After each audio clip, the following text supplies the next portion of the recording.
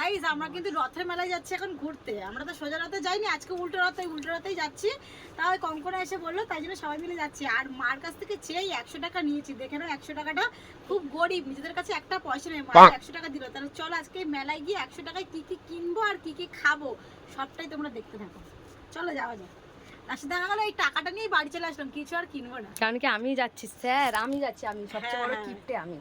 ওই জন্য আমরা কিনবো না, টাকাটা ভাববো খরচা করবো আর মেলায় যাবো। এই অ্যাস্ট্রোলজারকে দেখে নাও কি সুন্দর লাগছে অ্যাস্ট্রোলজারকে।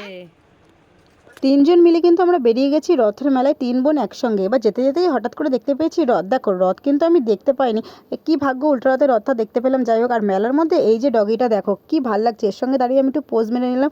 আর এখানে আমার বোন বলছে দিদি আমাকে এটা একটু কিনে দিবি। আমি বলছি দাঁড়া 100 টাকা নিয়ে এসেছি, কী হয় দেখি। শেষ পর্যন্ত কিছুই তো কিনে নিয়ে দেখো এত ভিড়ের লাইনে দাঁড়িয়ে খিচুড়ি হাতে করে নিয়ে বাড়ি এসেছি। খিচুড়িটা খেতে কিন্তু দারুণ টেস্টি হয়েছিল।